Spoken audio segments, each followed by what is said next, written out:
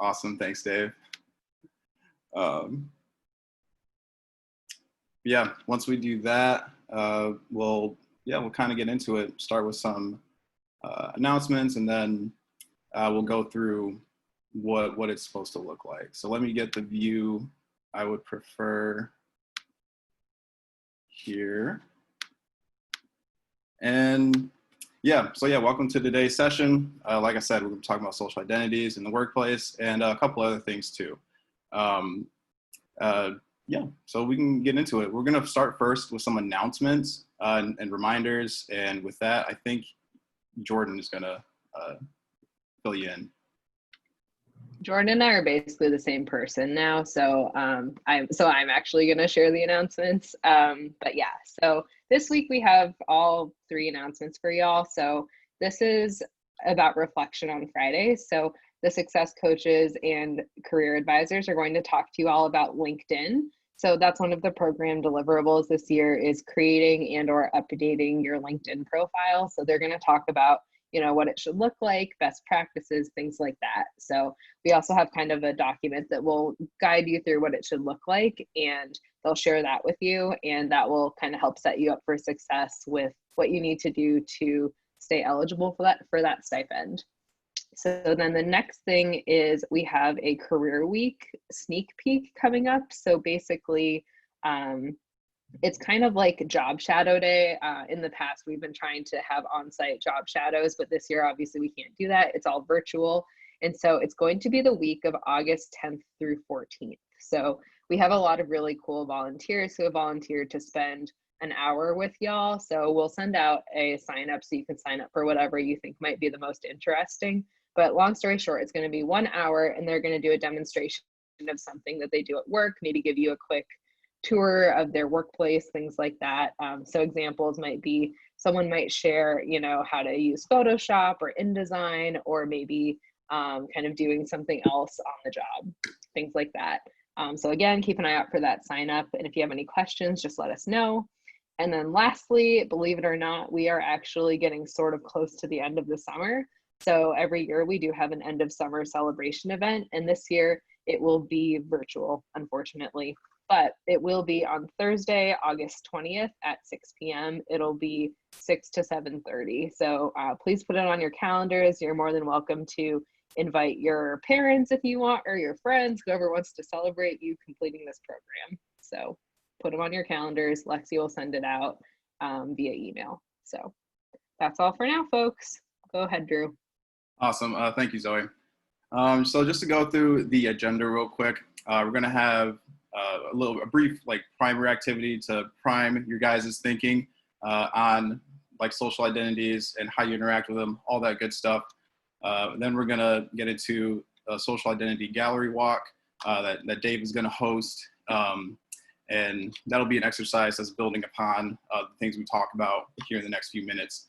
Then we have some youth choice workshops, furthering our discussions in this area. So we'll have one on code switching, what that is, what it looks like, and then power and privilege as well.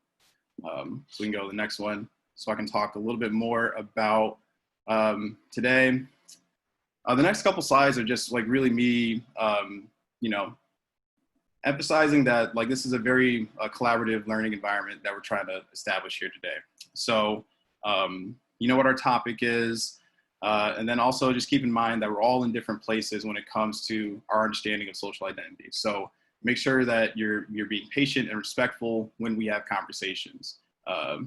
Like I said at the top, we're all here to learn. So you need to be, and that takes some patience and some respectfulness when it involves other people with different perspectives and whatnot. And also keep in mind, this is a brave space. So you are encouraged to share your thoughts and experiences. That I know that can sometimes be uncomfortable and awkward, but if you share more, it kind of makes it okay for everybody else too, and then that just then we can build from there. So yeah, and also just know you're gonna receive that respect. You're not gonna receive ridicule, stuff like that for sharing your experiences. All right, we can go to the next one. I'm going to talk a little bit about, we can go to the next slide, about community guidelines. we have covered these before, so I won't spend too much time on them, but they're really just essential for maintaining like the utmost collaborative learning environment.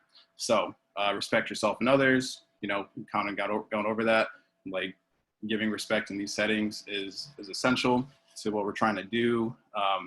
Make sure you're listening actively. So really try to engage and empathize with like when somebody is giving their perspective, their experiences. You'll get more from it that way. Participate to enhance, like having the mindset of trying to contribute to the learning of everybody is going to end up paying dividends. And then speaking from your own experience, you know your own experience the best. You don't quite know other people's experiences. Let them tell you theirs. You can be responsible for yours. And then, yeah, respectfully challenge one another. That's another important part of having like a solid and productive discourse, is challenging others without being disrespectful about it, so it discourages everybody else. And along that same line, refraining from personal attacks. Yeah, I mean, I think that goes without much explanation. If someone feels attacked for like what their experience is, like their perspective, then it's going to discourage other people from sharing. So challenge, but be respectful about it. And okay, now we can go to the next one. So yeah, with all that, we're finally going to talk about like our topic today. And so I posed the question to you all. What are social identities? Do you have an inkling of what we're going to be talking about today? And you can either come off mute or contribute to the chat. I think it means like how you identify yourself when relating to others or a group. Yeah, that's good, Aminata. It's kind of like how we identify ourselves. That's a good start. I'll get into it a little bit, but it is like how we fit into like society's descriptions of our groups, if that makes sense. Do we have any other contributions? That's good, Aminata. Thank you.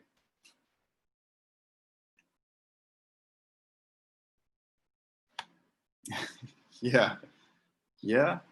Don't impersonate celebrities. That's a good one.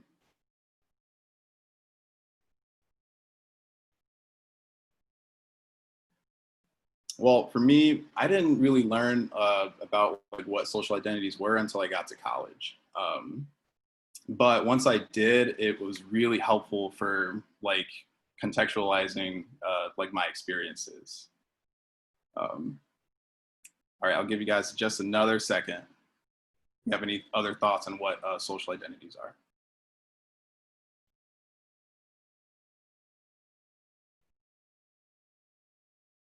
All right. Well, that's all right, because you're going to definitely learn a lot about what social identities are. So if I ask you a question at the end, you won't be able to not say anything. All right, we can go to the next one. All right, so I'll just tell you guys. So social identities, they are, and you'll see like a better like visual example in a second, but they're identity groups that mostly are socially constructed. So for instance, I don't know if you guys have like heard this before, but race is a social construct. So biologically, we're not, we're made up of the same stuff as human beings, but in order to like people, like we all put each other into groups, and we kind of as a society name those groups. And that's kind of like what a social identity is. And they work to inform our perceptions of others. So like if you meet somebody and don't have any other information on them, like whatever social identity group is like a parent, that they're showing, our tendency is to use the information we know about like what group they fit in to, and we judge them based off of that. And we'll learn a little bit about like what that looks like and later on in the session. And then, you have personal versus social identities. We'll talk a little bit more about what that looks like. And then fluid versus fixed identities. Fluid, like think of it as, water. It can change its state. So a fluid identity is one that can change throughout your life. So for instance, like religion, you can come up, you know, with on one religion and then convert to another one and practice that for the rest of your life. And then whereas with a fixed identity, like race, for instance, that's one that like you can't necessarily change. Don't let Rachel Dolezal tell you any different. I don't know if that was an okay joke, but I liked it. All right, so we can go to the next one. So this is a social identity wheel. We're gonna drop that in the chat as a PDF. I wasn't able to like, you know, make it so you guys can edit it. I need to get better with the tech there, but hopefully like you can fill it out. Yeah, I'll make sure to, give me 1 second. Oh, okay, it's already there. My bad. My bad. I had lost my train of thought for a second. But basically, it has a bunch of social identities on it. It's not exact, like it's not all social identities, but it's a comprehensive list of them. And we're gonna go through definitions and examples of each one of them as a staff, and then also tell you how, like what it looks like in our lives. So yeah, and I'm gonna start. Yeah, also, yeah, might want to get a piece of paper and do all that. You guys got it. All right, we can go to the next one. I'm gonna start off doing this. So race, that's like the first little bubble in the social identity wheel. As a definition, it refers to a group of persons related by common descent or heredity. It's one that doesn't change. You know, you guys know my joke. Anyway, some examples, you know, Black, white, Latinx, Asian. And then as far as what it looks like in my life, I'm a Black man, but also as you guys can probably see, I'm also half white. My mom is white, and she actually, I think the only thing my mom really ever told me when it comes to race is that early on she told me that like everybody will see me as a Black person. Like, you know, so there shouldn't be any questions about that necessarily. Like, you are a Black person, everybody's gonna see you that way because that's how you look. So basically that would be like people who are mixed. Yeah, that's right. I'm biracial. In other words, the definition for that is biracial. In other words, mixed. For me, yes, exactly. Thank you, Bree. But yeah, that's me. Yeah, we can go on to the next one. Yeah. All right, and then we have ethnicity, which is different from race, I just want to clarify. And this refers to a group of people who are related by language, nationality, culture, or religion, or any combination of those. And then it really depends on how people identify themselves. So this can be, because it's heavily weighted on like cultural things, so how people identify with themselves culturally can change throughout your life. For example, like there are like a lot of Native Americans, and like being Native American is a racial thing, but the tribal affiliation that you are part of. So I am a Kumeyaay Indian from around California. And a lot of people who are Native get back in touch with these specific tribes and their cultures. That's called reconnecting Native. But so you can start out your life and not have like a lot of connection with these tribes and cultures and languages, but then you can go into it and then you can have like a lot stronger affiliation and connection. So that's how it can change a little bit throughout your lifetime. This can happen with other cultures and stuff like that. But that's a little bit about ethnicity, and then it's different from race. So we just want to specify they're often like grouped together, especially you see them on like very like governmental things you might have to fill out for school. where they're going to ask you race/ethnicity, and they get grouped together, but they are different. So just remember that. All right, now it's back to me real quick for socioeconomic status. So just the definition, socioeconomic status is social standing of a person or group of people. It's usually measured like as a combination of education, income, and occupation. It's not fixed. It can be changed. Like you can move up that social ladder. Now, of course, like it's very difficult, especially if you grow up from a low SES background. Super difficult. You know, like it can be done. Like it's something that can definitely change, but it should be acknowledged that like the way our society is set up, it's definitely difficult. Net worth has something to do with it, Bree. Some little bit of something to do with it. And then of course, like being in a higher SES, like yeah, the inverse of what I just said, but yeah, it comes with more resources and privilege. And as far as like how that looks in my life, I definitely grew up like mid SES, and that did come with a good amount of advantages, at least compared to you know, my friends. And I lived in an area that was mostly low SES, so everyone thought of me as the rich kid, you know, because we had 2 cars at the house. We had you know, we never like wanted for much, needed like never went hungry or even close to that. So yeah, that comes with a lot of privilege. Like when all of these things are, you know, you can count on them. Like there's no doubt really that comes with so much privilege, for sure. And it even helps me to this day. Like I don't have to pay for a phone. I didn't have to pay for a car. They help me with my rent, all that type of stuff. And yeah, just it's a, you know, a lot of privilege that comes with it. Yeah, so we'll go on to the next one.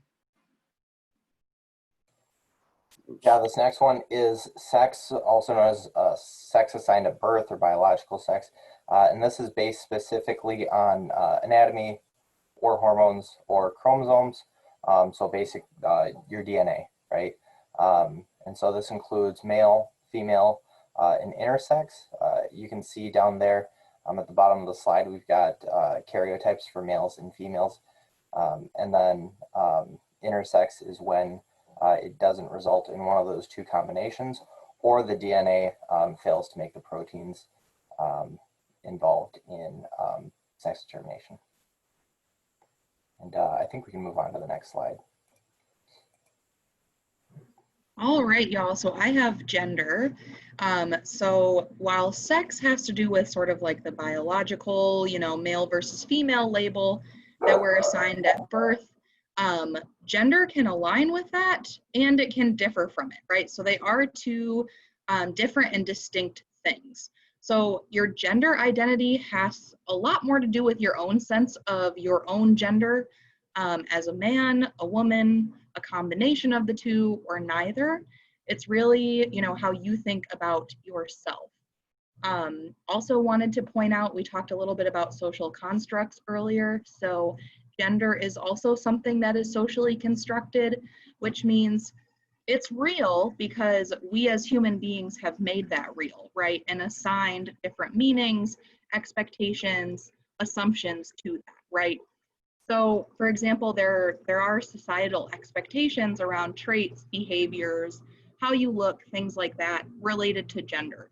So think about, you know, the toys that we play with when we're little, to like clothes that we wear, to like how colors are assigned to one of only, you know, of 2 genders, even though there are a lot more. Yeah, Bree, stuffed animals, all of that stuff. Hairstyles, we have expectations, right, about what we expect men or women or whatever to look like. And so I highlighted here some forms of oppression, which we'll also get into defining some of those things later. Associated with gender are misogyny, so that's a prejudice or discrimination against folks who present as women. And then transphobia is another example, so discrimination against folks who are transgender. And then some examples of gender identities. Again, there are a lot more. I think we have some resources coming up in a couple of slides, so you can read more about it if you want. I personally identify as a cisgender woman, which means cisgender is that the gender identity you have for yourself aligns with the sex that you were assigned when you were born. So I was assigned female at birth, but identify as a woman. So I'm a cisgender woman. Transgender is another gender identity. So that means that your gender identity does not match the sex you were assigned at birth. And then non-binary is a more umbrella term. So there are lots of more specific terms. Again, you can read more about in some of our other resources, but that is kind of an all-encompassing term for folks who do not necessarily identify with that man-woman binary. Perfect. All right. And then here we have sexual orientation. So this is like a person's physical, romantic, emotional, aesthetic, or some other form of attraction to others. So this is the things that attract you, that attract others to you, anything like that. And then just to be clear, like, do not confuse this with gender identity, because sometimes people will frame it as like gender orientation, but yeah, don't confuse it with gender identity. And then it can be fluid for some people, and then it can be fixed for others throughout their lives. But you can do a little bit more research into that. And then just want to be clear that your sexual orientation is not a choice. And that even if it does change throughout your life, it's not anything that you can do about it, right? It's just something that's going on within you, and that's who you're attracted to, right? Or who you're not attracted to. And then some examples of these is like heterosexual, gay, lesbian, bisexual, pansexual. Also, some people refer to themselves as queer, but I would be very careful in using the word queer because it is used as an insult, like a derogatory term towards people. Not as much like during our lifetimes, right? Not as much in like this common day, but mostly people take it back to reclaim the word for themselves. So I would be very careful and not use it to assign any sort of like sexual orientation to anybody else except for yourself. But there's that. And then these things can be like a little confusing, right? Like, what's the difference between sex, gender, sexual orientation and stuff like that? But here is the handy dandy gender unicorn. You can go to the website down in the bottom left corner if you want to know more. They have like a bunch of glossary terms and stuff like that. But like Jordan said, gender identity is up in your head. You can see the gender unicorn, like that's where the gender identity belongs. Is like that's where your brain, your mind, that's where you know who you are, what gender you are, right? And then your gender expression is how you outwardly show that to the world. And this doesn't always match who you feel that you are in your brain, especially in certain environments. You might change depending on how people perceive you, how you want them to perceive you, how it's safe for other people to perceive you. So keep in mind that. And then we have the sex assigned at birth. We see that down towards the little, in between the legs area. And then you can see that that's not on a spectrum, right? So usually it's female, male, or like people who are intersex or categorize themselves as other names. But everything else, like this attraction, like right for your heart, right? Who you're attracted to physically, emotionally, and then your gender identity, your expression. These operate like a little bit on these spectrums, right? And you can show a little bit more on these different spectrums. Like you can show like some identity traits of being female and then also being male, right? These man-woman binaries aren't always a great expression of who we are, and we might show some traits of each, right? But I encourage you to like go check out this gender unicorn a little bit more, and then go check out like this link. And I think it'd be really helpful, especially we are all learning, right? I only just found this my last semester of college, so I thought it was a cool resource that I'd offer to you guys. back to the Okay. Figure something out. So next is national origin. So national origin is the nation or country from which a person originates / where they were born.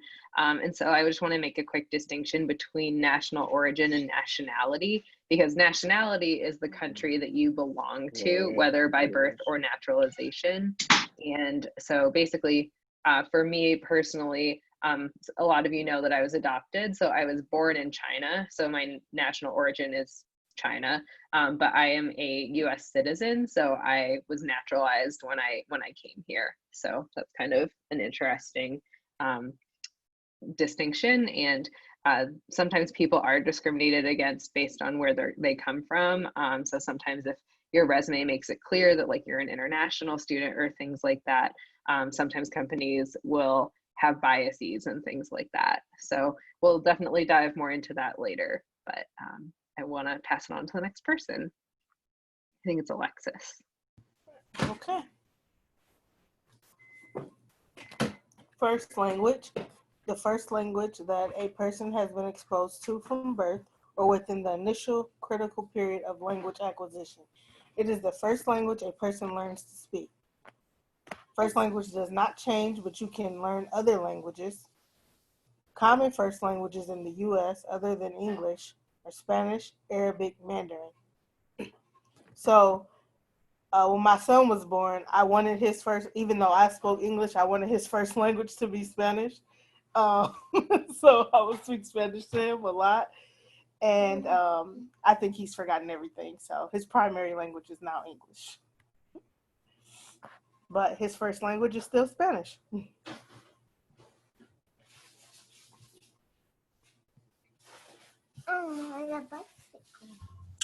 All right, so disabilities, a physical and mental condition that limits a person's movement, senses, or activities. Some disabilities are hereditary, others occur during one's life. Example, Down syndrome, general anxiety disorder, cerebral palsy, obsessive compulsive disorder, and several others. Including the autism spectrum disorder, or ASD. Yep, that's correct. That's correct. Some disabilities can be permanent, some are temporary. A lot of us experience these at different points in our lives. Again, some can be born with it. There is no set period of time where it could or could not happen. It literally happens and can happen to everyone. The ADA would define it as something, may it be physical or mental, that limits one or more major activities in our lives. So, such as this picture here, walking, that would be one of them. But people with disabilities aren't defined by these disabilities. They're still people, they still dream, they still have goals, ambitions, they still want to accomplish, and that's how they want to be seen. We all want to be seen that way, right? Next slide, please. All right, so age. Age identity, this one's more self-explanatory, right? It refers to the way that we experience our age and the aging process. It is in quite literally a constant state of change. And this might not be something that, necessarily comes top of mind when we're talking about a social identity, but we are placed into categories based on our chronological age, right? So the literal number of years old that we are. You all know it. You've heard the labels. We've got the boomers, millennials, Gen Z, et cetera, et cetera. And there is a form of oppression associated with age as well. So ageism, stereotypes, and discrimination based on your age. Yeah, okay, boomer. Bree says the elderly. Yes, that is an example. Also, it is most commonly defined as like people under the age of 25 or over the age of 50 being more marginalized in society or experiencing age discrimination.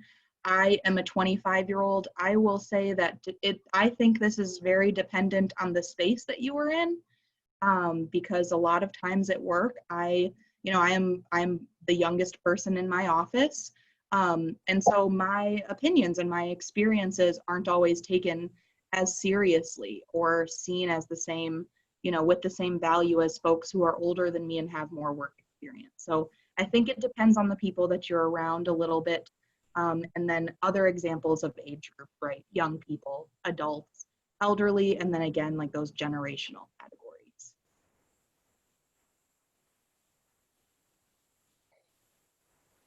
All right, next is religious or spiritual affiliation. Specifically, religious affiliation has to do with how you identify as part of a religious group, whereas spirituality refers to the interior life and not so much affiliation with a specific church or a specific organization. So for an example, I'm a Christian, got my Bible on the desk right here, but that's not necessarily something I share in the workplace, right? It really doesn't come up. And so persecution based on the practice of Islam and Judaism is very pervasive in the United States, like throughout and across society.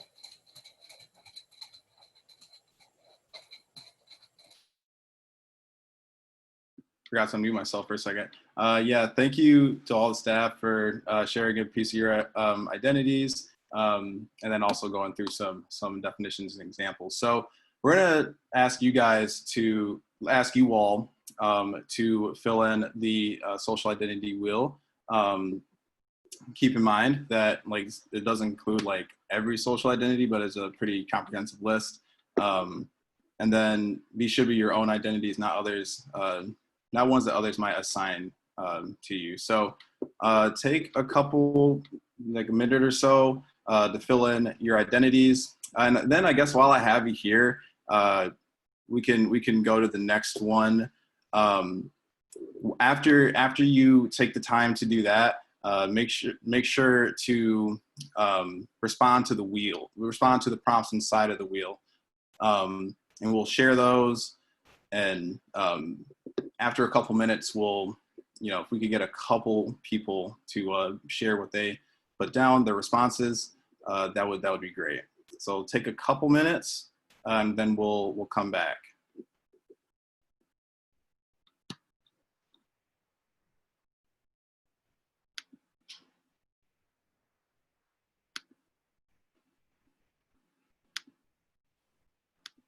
Should I put on some Jeopardy music again? Yeah, put in some like elevator music, something like that.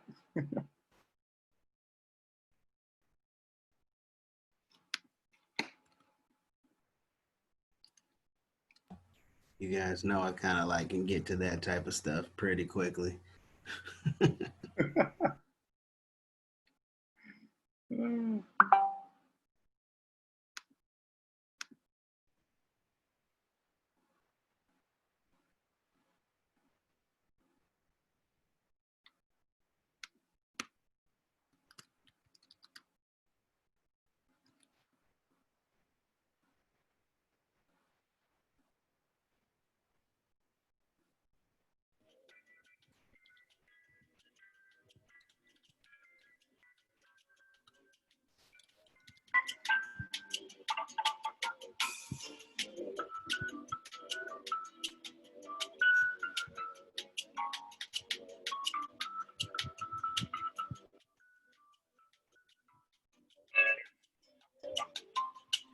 It's a nice choice of weird elevator music. Thanks, Lexi. I assumed it was Lexi anyways, although this is also something Dallas would do. Well, yes, it is. Do Sears, like, are there even Sears stores anymore? Legit question. I know there's Sears outlets.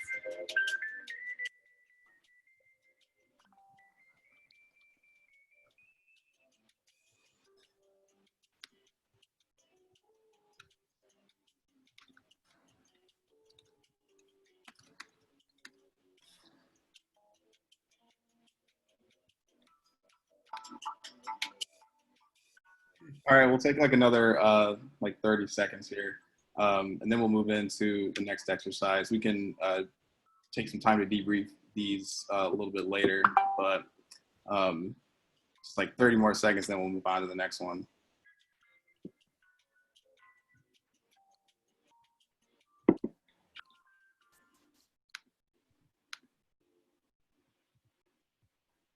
All right, I think that's been 30 seconds. So we'll move on to the next exercise. And yeah, we'll have Dave take it. All right, thank you. So we can move on to what we're going to call the social identity gallery walk. We had to change this. It was done quite a bit differently in person. And I'd just like to encourage everybody to dip your toes in the pool of discomfort a little bit, and try to have some tough conversations, step outside your comfort zone a little bit. So what we have is, what we're going to do is I'm going to ask you a series of questions, and a poll is going to pop up with different options based on different identities. And you're just going to answer with whatever identity answers or best answers that question. And then we'll debrief a few of those. Okay. So first one, are we all ready with the Zoom polls? Just to double check. Yep, I got it. Okay, wonderful. So first question, which identity do you think people first notice about you? Which identity do you think people first notice about you? There is also a slide if we want to move ahead. Oh, those.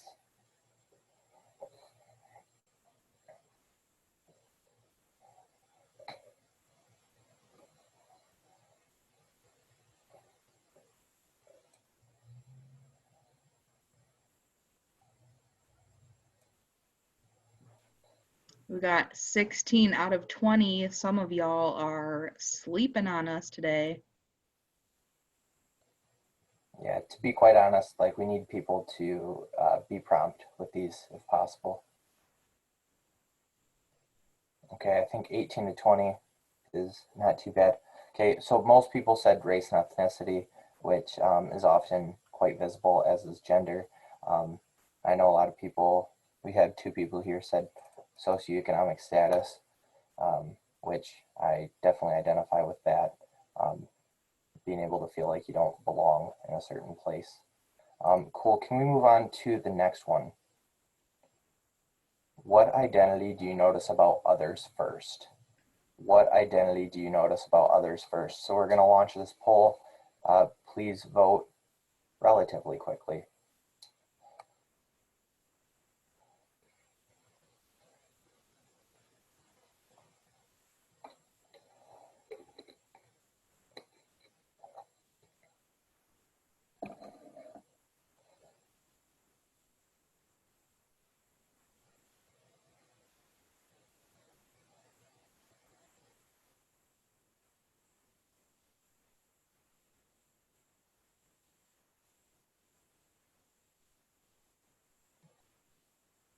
Okay, wonderful. I see that most people put race and ethnicity for this. Can somebody tell me like why you think you see race and ethnicity first?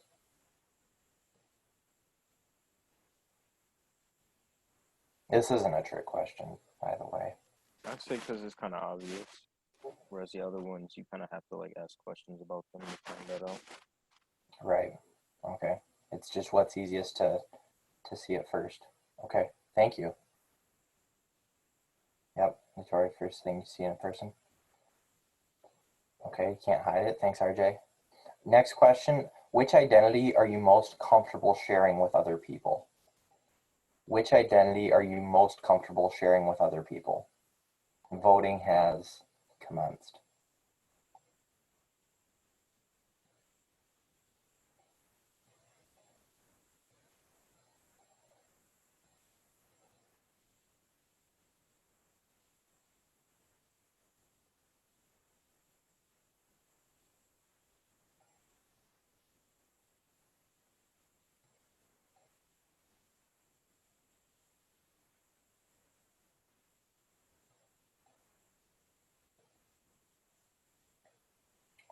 Wonderful. So it looks like race and eth- race and ethnicity received the most votes for this. Could somebody tell me maybe what makes it easy to share certain identities versus not share it? I would say it has to do with being comfortable with your race and not like ashamed or anything. Okay, solid. Being comfortable, not being ashamed. Okay, cool. Anybody else?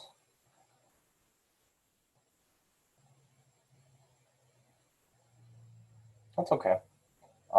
So I suppose we can move on to the next one, which is which identity are you least comfortable sharing with others? Which identity are you least comfortable sharing with others?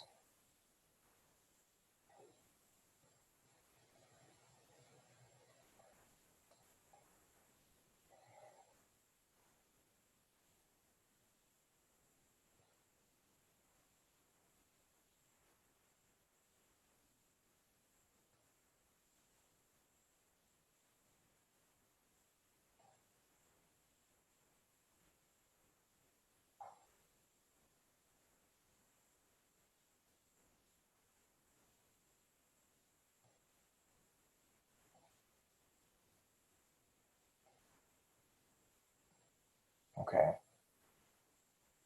so it looks like disability and socioeconomic status, sexual orientation were all the ones that were getting multiple votes. Could somebody tell me maybe why it could be tough to share about those things?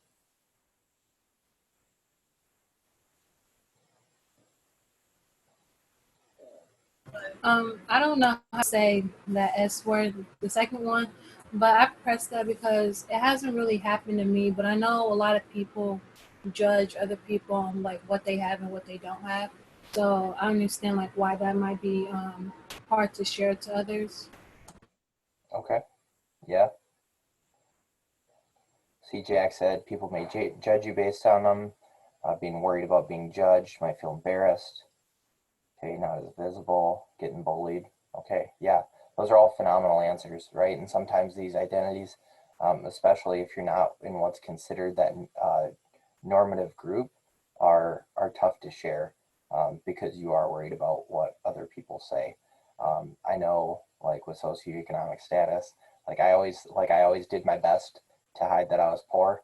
To the fact that I'd go to thrift stores and buy like golf polos and golf shorts to make it look like I golf, even though I had no idea how to golf, just so I'd look like my friends. So yeah, that's tough, and it's often something you try to hide. Um, Next, which identity is least important to you? Which identity is least important to you? Maybe you don't think about it. It doesn't really matter when you think about other people, um, or you think about it, but it just doesn't matter much to you.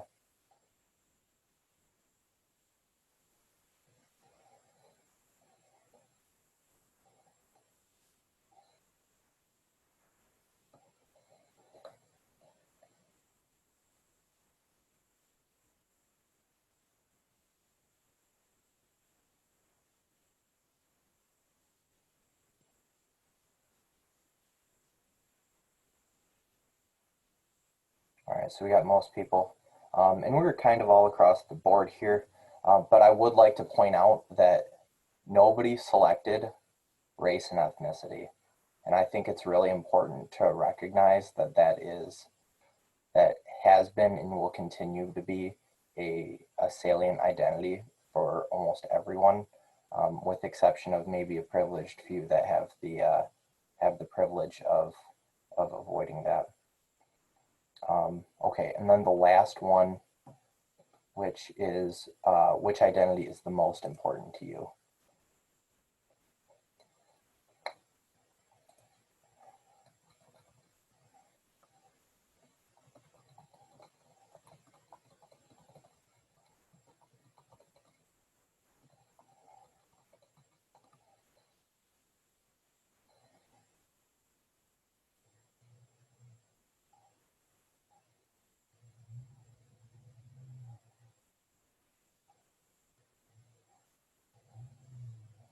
Okay. Right now, I just want to open the floor for this last one. If anyone wants to maybe like explain their answer or like say why that identity is most important to you that you selected.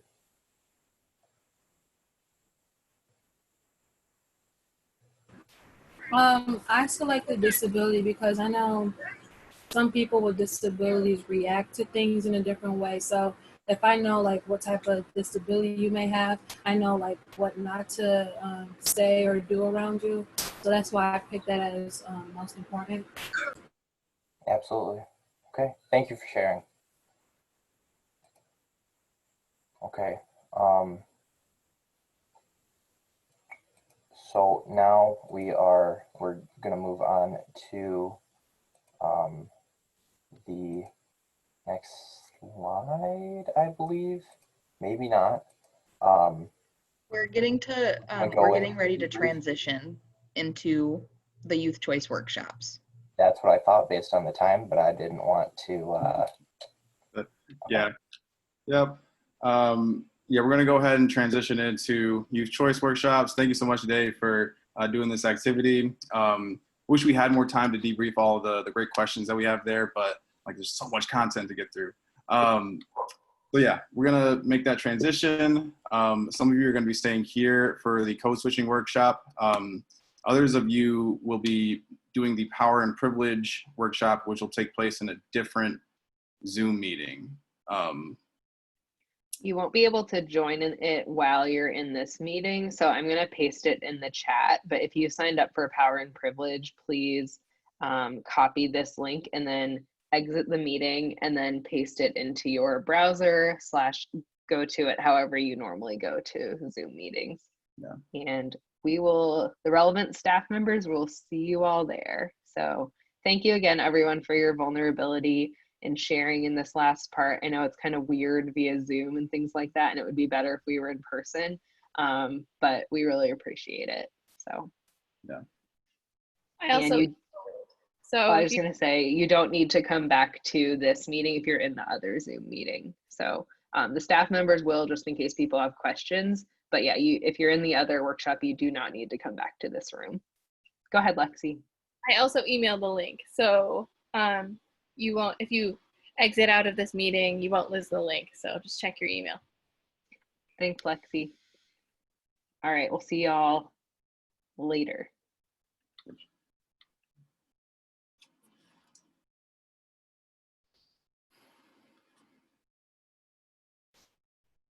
All right. Let's see. I think this might be it. Yeah, just really quick, making sure everybody that's still hanging out in here with us is here for code switching. If not, that's what you're gonna get. All right, I'm gonna go ahead and start screen sharing so we can keep going on time. All right. All right, so yeah, while Jordan's doing that, we're gonna be doing a workshop on code switching.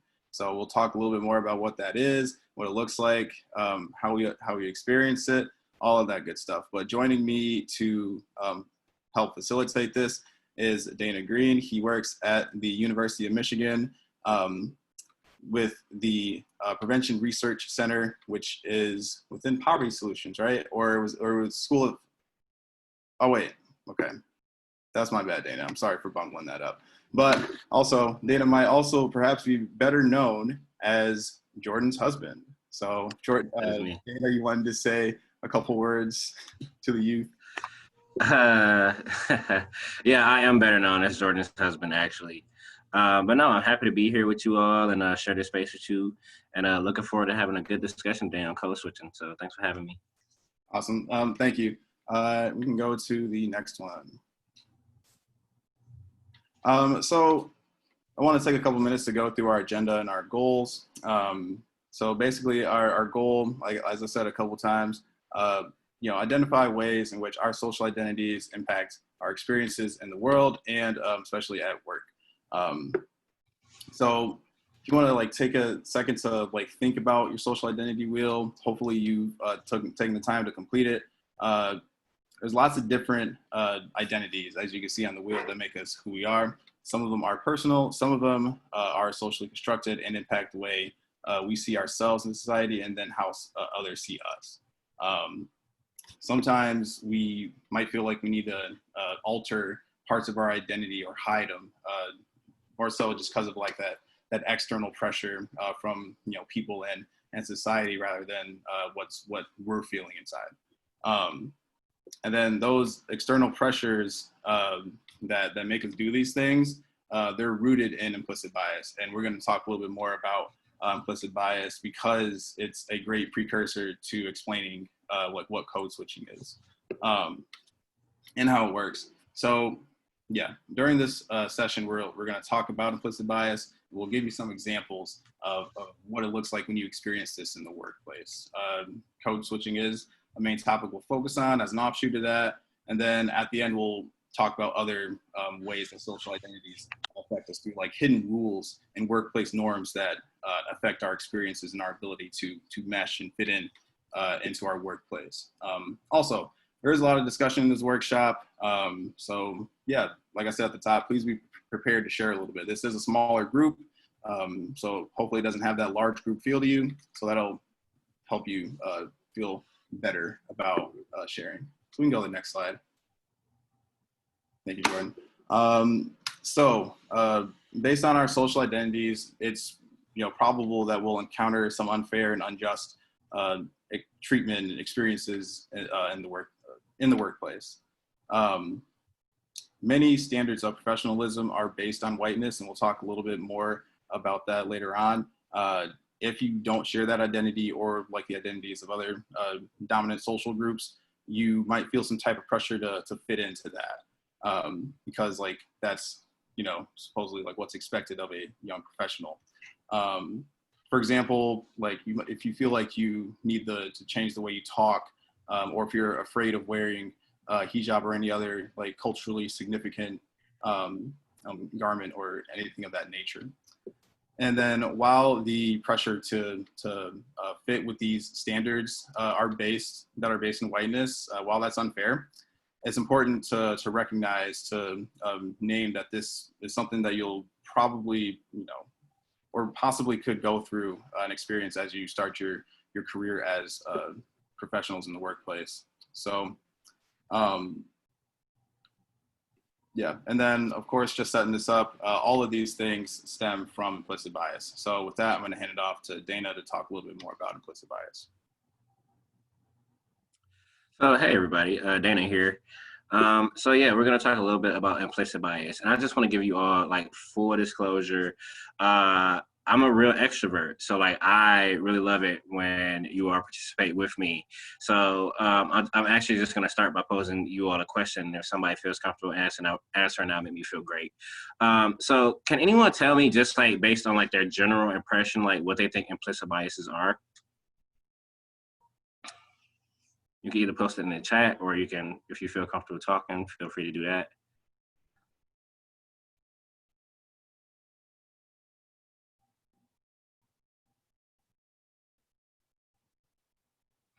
RJ, bias that is low key. That's actually a perfect example. That's a perfect way to describe it. I love it. Yeah, RJ, that's perfect. But I'm gonna give you the more formal definition. I appreciate that version of. So basically, implicit biases are what are happening when, despite like our best intentions or without our awareness, we have like stereotypes or assumptions about other people based on like their social identities creep into our minds, and this can affect like the way we perceive them or actions that we take. So RJ, like your description of like low key bias, like maybe something that we're not aware of, or something that we're thinking on the slide, like that's a perfect description. Thank you for that. And implicit bias can shape the way that we think about a lot of different things. It's not just limited to race. It can affect the way we think about age, gender, nationality, a variety of different social identities. So I'm glad that we took the time to kind of explore those as we kind of dive a little bit more into implicit bias. And I kind of like to think about implicit bias as for those of you who can drive, or for anybody that's been inside a car, like they're like blind spots, right? So when you check your mirrors, like you think you don't see anything there, you swerve over and then you hear somebody honking at you, like, oh no, I done made a mistake. Like, let me swerve back into my lane. Implicit biases act this way. So sometimes we can, out of turn, say something that maybe we didn't recognize could be harmful to somebody else. So that's like us swerving outside of our lane, right? And intentionally hurting somebody. And also, maybe saying something, maybe somebody didn't address it to us, but later on realizing like, hey, like maybe this was something that I unconsciously learned over time. And it's something that maybe I need to unlearn as I move forward in life. So just like a personal example for me, as a kid growing up, when I would be in the neighborhood just kicking it with everybody, a lot of times, a lot of people mention like socioeconomic status when they were talking about the social identity wheel. I was actually pretty fortunate in that I was very middle class growing up, but my parents didn't act like it. So when I would like go to school or things like that, reshopped, or like, the shoes I wore or whatever, I would get picked on quite frequently because I never wore like the like Jordans or anything like that, even though my family could afford them. And so like kids would pick on me like as if I was poor. And so these are like some unconscious biases that they had because they assumed because I acted a certain type of way, or I didn't wear a certain type of clothes or anything like that, they assumed certain things about me. So these are things that they have to pick up on, or that we want to work to address and change over time. Subtleties in our thought process. Drew, did you want to share anything about implicit bias before I move on? Yeah, I'll just be real quick. The first thing that came to mind wasn't necessarily one that I encountered, but like one that I possess. So on University of Michigan's campus, like there will be guys like on the lacrosse team, like wearing their helmets and riding their scooters down and everything. And honestly, the first thought I have when I see them, I first in my mind I refer to them as bros, and I assume that they are a certain way because like of my personal experience, and that's not really fair, right? Like maybe I'll meet this person and like they'd be really cool, but because like I have those messages, I have that bias. Those are my initial thoughts when I see that person. No, yeah, Drew, that's a great example. I know whenever I see, if I see somebody ride on a scooter and they got Timbs and they untied, like I automatically assume they're a bro and they have certain beliefs. So yeah, that's a great example of implicit bias. Thank you. So what does implicit bias look like at work? Well, oftentimes in the workplace, it can show up in a lot of different ways. So when you first start a new job or enter the workforce in general, you might be forced to like navigate some uncomfortable scenarios or some hidden workplace rules that they might feel new to you as, compared to your previous experience with your old job, or just entering the workforce in general. And so the thing about these hidden rules is that across a variety of organizations, these hidden rules can look very different. So this could be across, it has its own political norms and office culture. I mean, it's not always familiar to us, especially depending on where we're coming from. So, for example, when you interview for a position, you might find that there are often differences between what a company or office like tells you about what their beliefs are, right? I mean, what they value. And then when you actually get into the workplace, you might find that it seems a little different. So, for example, a spoken rule might be something like, let me think. Maybe that your office values employees who have like work-life balance, and that they value like you taking vacation time and getting out of the office on time and making sure that you're really out living life. But in reality, you get out there, you go to the office like for about a month or so, you kind of realize like, oh hey, like they say they want us to get out of here like 9 to 5, like our hours to be 9 to 5, but I'm seeing that people are staying like 9 to 8 or 9 to 7 or whatever, and you're like feeling the internal like pressure or the external pressure to like continue to work late and maybe not take vacation days and maybe not do the things that are healthy for you because you see different behaviors. And this is a way implicit bias kind of manifests itself in the workplace.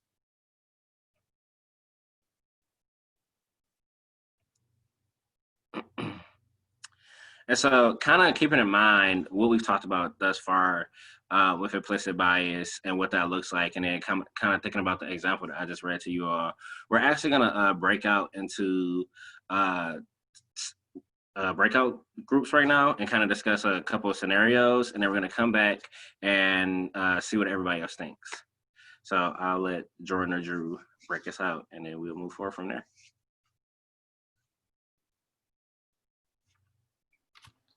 Oh. 1 second. I thought. 1 second. Working on it. Are you working on it? Okay. Yep. My bad.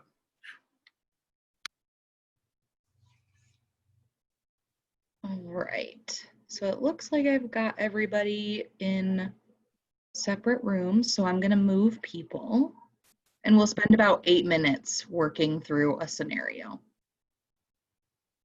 So I just invited you to join a room, and then once everybody's moved over, okay, I'm going to join group 1.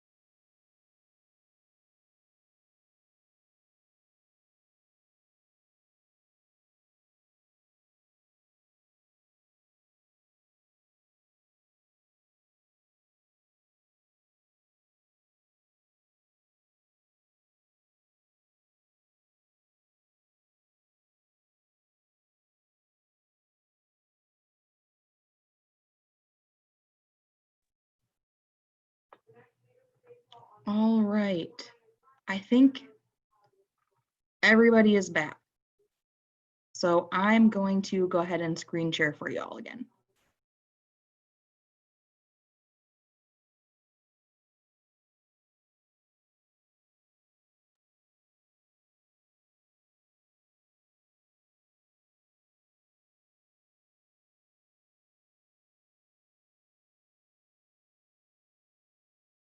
Sorry. Thanks, Jordan. I forgot to unmute myself. So I hope you all had a great discussion in your breakout rooms. I just want to take the opportunity to kind of debrief that a little bit and see if there was maybe some different viewpoints that came out of our discussions. So how about we start with group 1? For group 1, what did your group talk about regarding that first scenario? That was my group, just to clarify.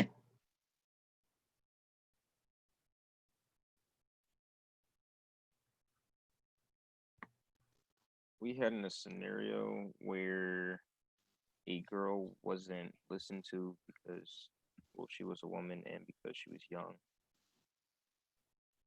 in the meeting. Okay, I see. And so what were some of the implicit biases that you all were able to identify there?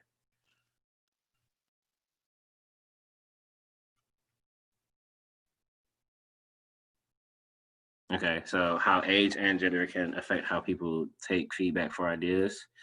Okay, yeah, and I think that's definitely something that we see show up,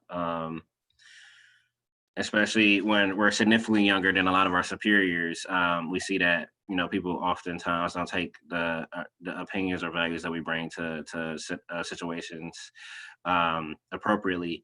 And then also, if we share a different gender identity than the person who's our superior. So, for example, Jordan, is a woman, or if you know, and I'm a man, if I was her supervisor or older white man, for example, maybe I wouldn't take her experiences into account or as serious as I should have, just account of her being a young woman.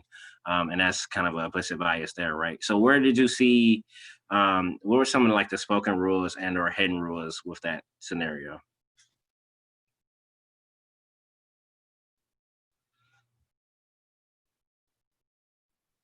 The spoken rule is that they value everybody's feedback.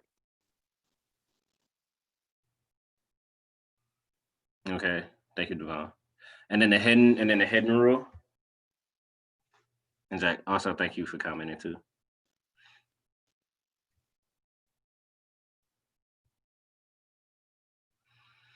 So if the spoken rule was that they valued everybody's feedback, what was the hidden rule? The hidden rule is that if you're young, you don't know much about the job and you don't have that experience to contribute. Right, excellent, Jack. Thank you. So yeah, again, so you know the spoken rules and the hidden rules, as you, I guess, I think that you all can kind of pick up on a pattern now. They're kind of contradictions, right? You know, sometimes what we say isn't necessarily what we do. It can come off as a bit two-faced across like a company's philosophy. So now that we've kind of like taken some time to break down Group One's scenario, would anybody feel comfortable talking about Group Two from either of the two sessions that discussed it? So either my group or Drew's group. What did we all talk about in for the scenario 2 option?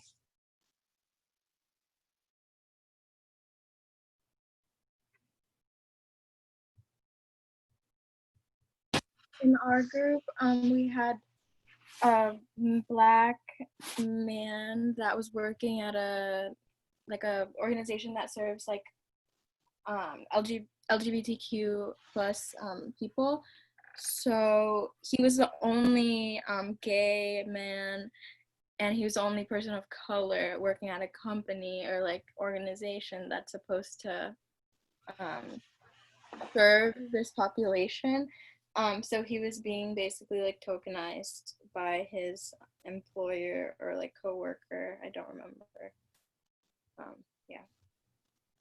No, yeah, that was perfect, Jamie. So yeah, so we kind of had a little bit of a deeper dive with in talking about the tokenization of a person, and what some of that implicit bias looks like. And then if anybody else feels comfortable, can we talk about can we like actually like name what that implicit bias looked like, and then what was the spoken rule and the hidden rule?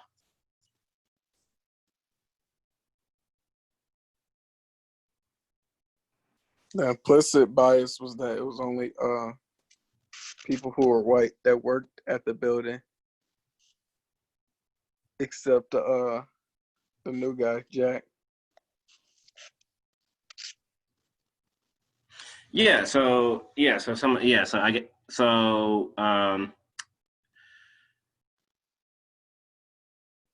guess in some ways that is an implicit bias. That's more of a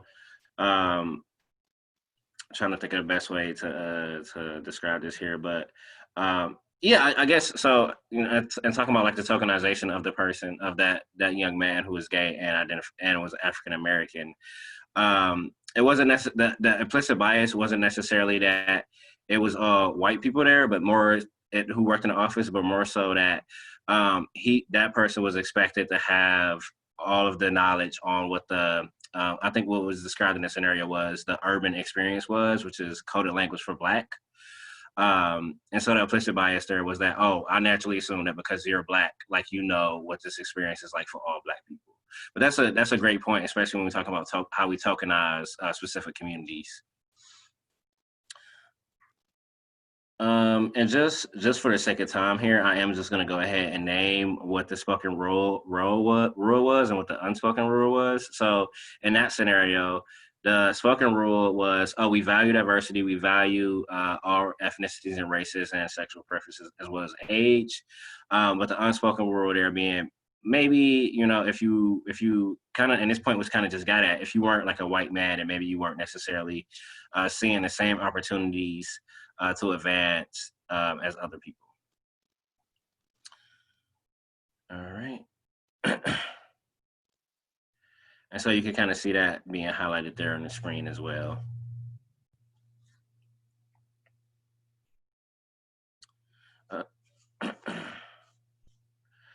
So I just want to take like a brief example to kind of talk about one of my experiences with implicit bias when I was an undergraduate student on campus at the University of Michigan.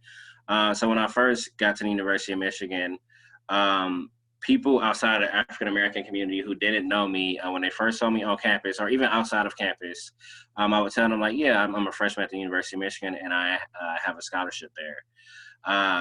The first thing they would say when they heard the word scholarship was, oh, what sport do you play? So assuming that because, I'm a Black man and I'm in pretty good shape, they assumed like I was naturally an athlete there, which I wasn't. I was on an academic scholarship. But, the implicit bias being, again, because I'm an African-American man, I must be playing a sport if I have a full ride scholarship to the University of Michigan rather than it be academics. So that's just one of my experiences with implicit bias. And then, thank you, Dana. And then, one experience that I've had, this is kind of continual, is that, the rules have been like made it so, at least in a workplace, where I really don't feel comfortable like wearing my hair out. I don't know if you can see, but it's like in a little ponytail bun thingy.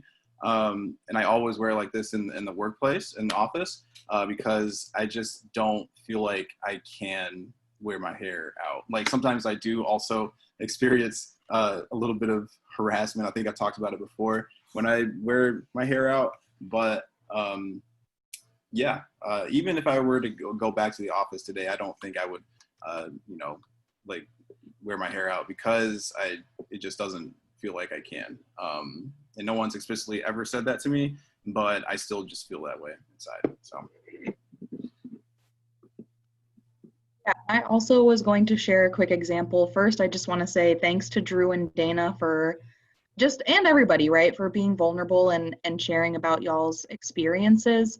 And it'll probably come off pretty obviously, but the thing about these hidden rules, right, that we might experience in the workplace, Dana, I liked your example because while we've been talking about work, that's not the only place where these things happen, right?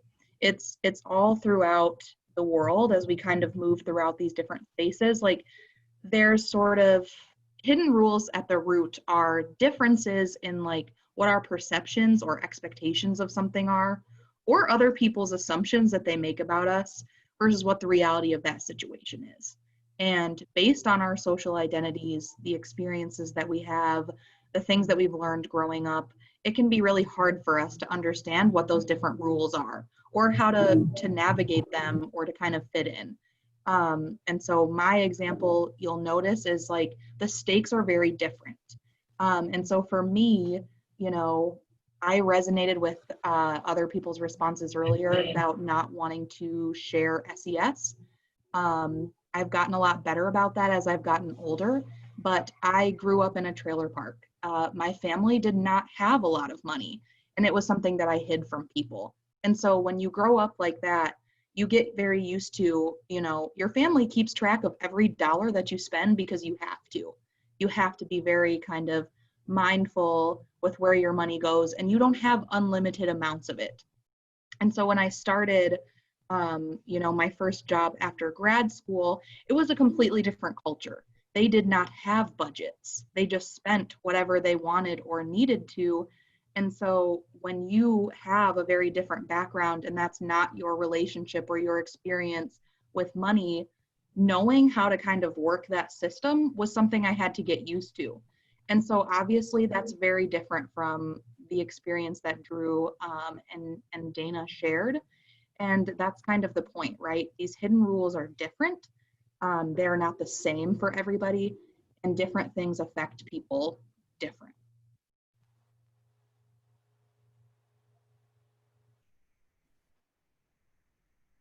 All right. So with that, we're going to get into like the whole this workshop, what code switching is. So there are a lot of different ways that implicit bias can show up in our lives. Especially in the workplace, as we've discussed. So to get us thinking in that way, primary thinking towards code switching, I want you to think about your social identity wheel. And then if we could share real quick, are there identities that you feel you have to tone down, hide, or change in certain spaces? And then I can start by sharing real quick. I definitely, like I just said, with my hair, I definitely feel the need to tone down my blackness in certain spaces, for sure. Yeah, like in the workplace, or if I'm, traveling somewhere, like we go to Louisiana for family reunions on the black side of my family, on my dad's side. And, once we get to like Tennessee and stop at a gas station, I'm not gonna, in those spaces. So, do you guys have any thing about that?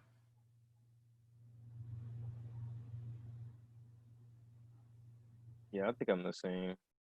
Like toning down the blackness, like pulling up in certain places, not having the music all out, maybe like I usually would. Like that.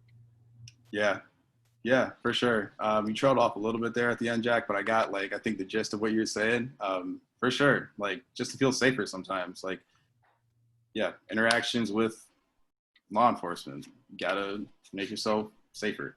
And then Devin says there's a high school that told a senior they couldn't walk. Oh yeah. I heard about that story. And that happens a lot, It was Texas.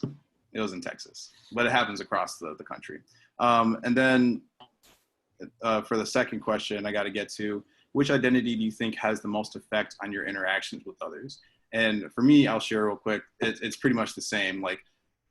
And it's basically that way for me because I think, since I'm pretty much in the dominant group with all of my other social identities, like my blackness is the only thing that presents me problems in spaces. So it's that for sure. But what do you guys have?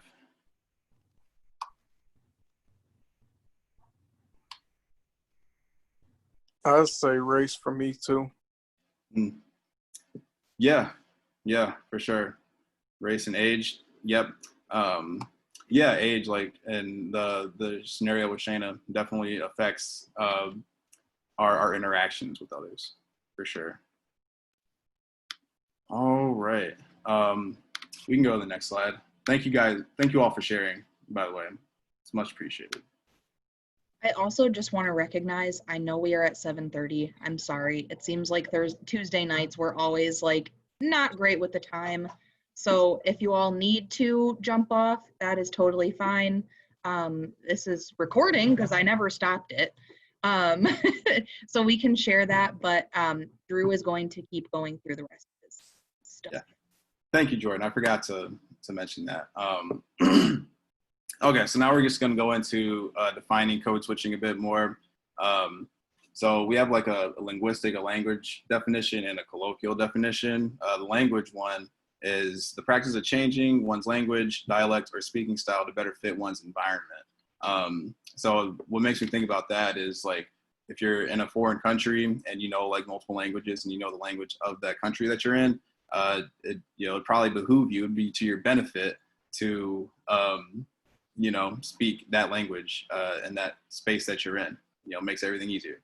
The colloquial definition, code switching involves adjusting one's style of speech, appearance, behavior, and expression in ways that will optimize the comfort of others. So that's a lot of what me and Dana have been talking about just trying to fit into those spaces so that, we can make our way up in those spaces because your success as a person of color is oftentimes kind of reliant on how comfortable you can make your white coworkers and supervisors and the people in power.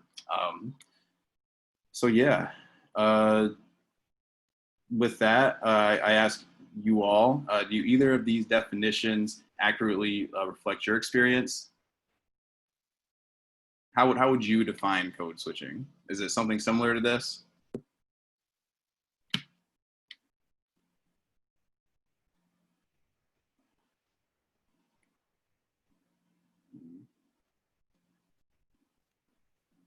Yeah, I think that's how I would define code switching too. Okay. Yeah. Thank you, Jack. I guess these are really good definitions. All right, we can go to the next one. I'm going to talk a little bit about dialects. Oh, yep, there's the question. So I'm going to talk a little bit about dialects because I think it's really important to understand that like these ways of like these derivatives of language are like legitimate.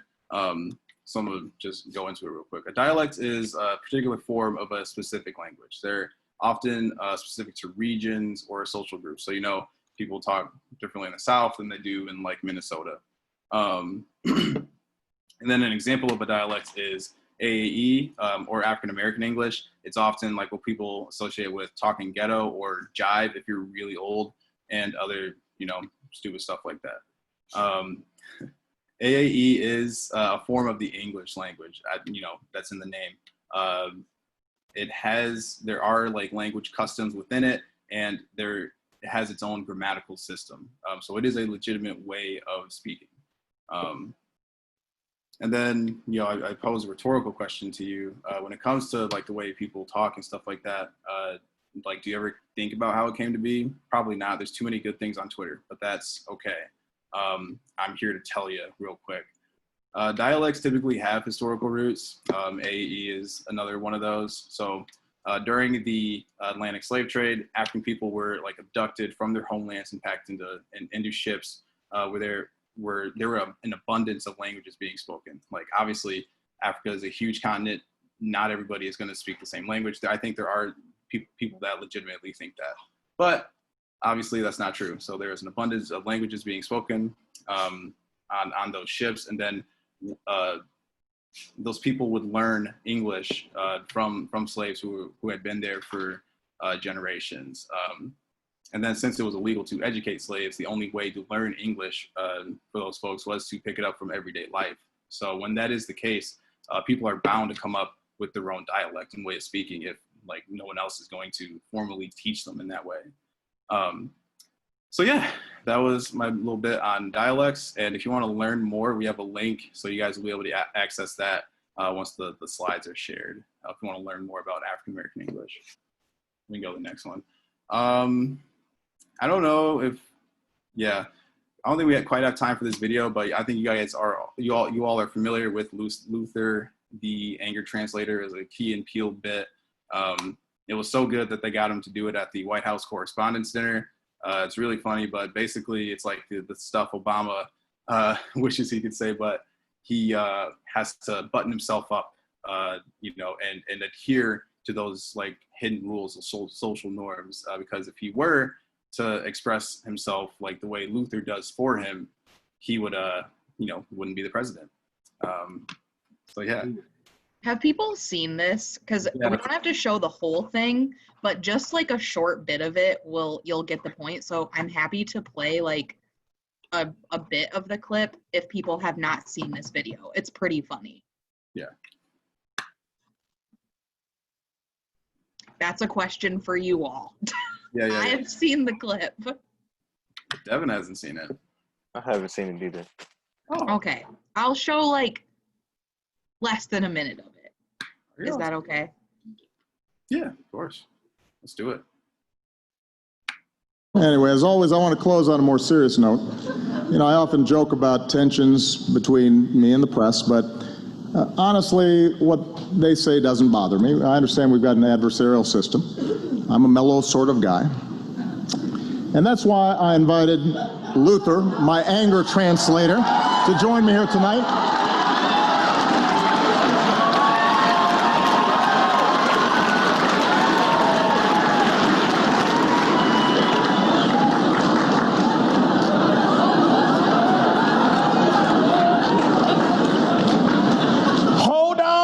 Your lily white butts. In our fast-changing world, traditions like the White House Correspondents' Dinner are important. I mean, really? What is this dinner? And why am I required to come to it? Jeb Bush, do you really want to do this? Because despite our differences, we count on the press to shed light on the most important issues of the day. And we can count on Fox News to terrify old white people with some nonsense. I had to let it get to the Fox News part. Yep. So that's, yeah, you can't say those things about Fox News in that way. But yeah. All right. So anyway, that's going to transition us into talking about the idea of talking white. So I can share try to make this a very brief anecdote. All throughout, growing up in high school and stuff like that, I'm, from a predominantly Black area, and everybody told me that I talked white. So I thought if I went to a school that was predominantly white, hey, maybe I'd fit in there because everybody's been telling me, yeah, Jack, you can relate. Yeah, definitely. Maybe I can relate. But that is not the case. Don't let that fool you. Completely different world. I went to Hope College in Holland, Michigan. And basically, like, the friends I made there, they were all white friends at this point. And so, I got that from my white friends there too. So my white friends at Hope would be like, oh yeah, you talk white. So basically their idea of what a Black person is was from like TV, and music and stuff like that. They didn't see Black people as being anything other than the depiction and stuff like that. So that was really, that was a lot. I can't even explain, looking back, how, aggravated that makes me. But that's kind of like an example of story about talking white. So I'll pose this question to y'all. How is the pressure to code switch for this reason, in order to fit in to these standards, how is that harmful? How could that potentially be harmful?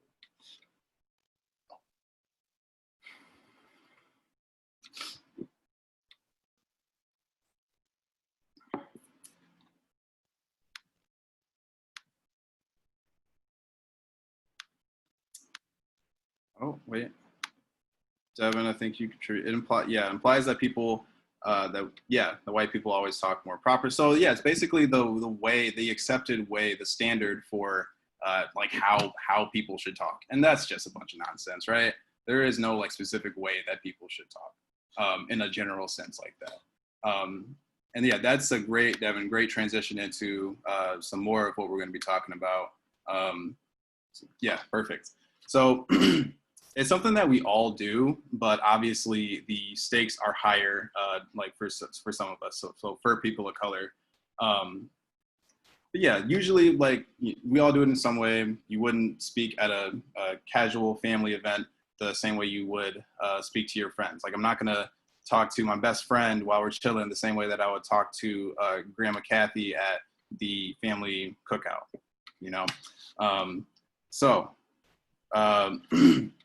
while going off of that point, while some of us simply change the way we speak based on where we're at, stakes are higher for some of us, like I had said before. That pressure that some folks feel to code switch is rooted in racism and white supremacy. An example of this is when, like Devin, you nail on the head, when talking or sounding white is deemed most professional and acceptable for the workplace. Code switching is heavily tied up in who has power in society. And the dominant social groups, which are usually white, cisgender, hetero, middle to upper class men, are the most dominant groups. So keep going. Basically,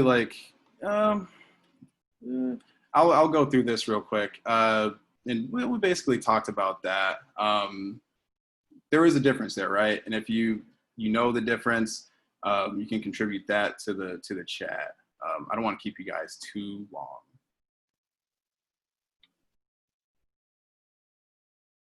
All right, so why do it? Just to go through a few reasons here.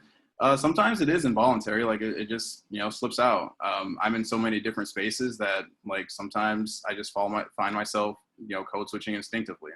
And sometimes we want to fit in, we do it consciously, to be like those around us. You know, that's a more comfortable situation. And sometimes it is about survival, you know, in a figurative and literal sense, depending on where you are.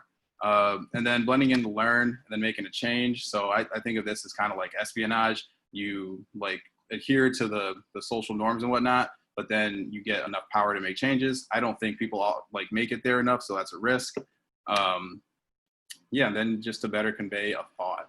And we can go to the next one. And then we've gone through a lot of the cons here. You know, you can lose yourself by blending in. Existing in multiple worlds is an exhaustive emotional effort. Like we all do it in some way. And then like the way you speak, like it did with my supposed friends who aren't my friends anymore. The way you speak, the way you are, just like as a people is seen as a deficit, as something lower, and that can mess you up mentally too. So yeah. Real quick, are there any pros to code switching? It's like a trick question, but not. I want to ponder it real fast. Yeah, yeah, you don't get in trouble. you can get by if you code switch. That's very good, Jack. But something we want to drive home is that, like, you know, the pros are that we can operate in this world that's been made unjust, basically structured in an unjust manner. So we're operating in that unjust system, but it shouldn't be that way in the first place, right? That's the main point we wanted y'all to get. Okay, we can go to the next one. And then I want y'all to consider these statements just, you know, kind of to yourselves, like do some reflection. You know, I'm trusting y'all to take that seriously because it is important. But consider these statements. Code switching is just a normal part of life. It's no big deal. NBD. Code switching reinforces inequity. It is inherently problematic. So I know which one I'm on there.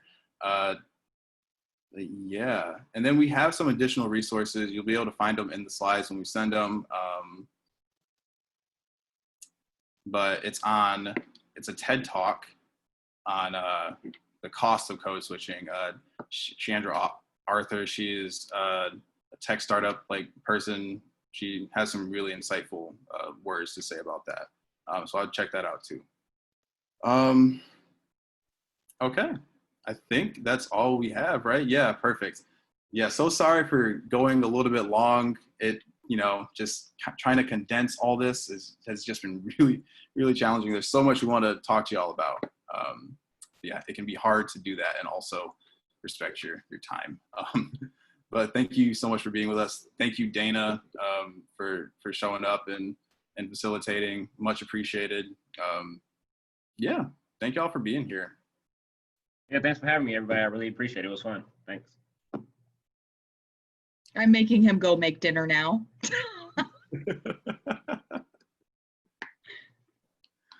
You'll probably have to edit that out of the recording, Dave, but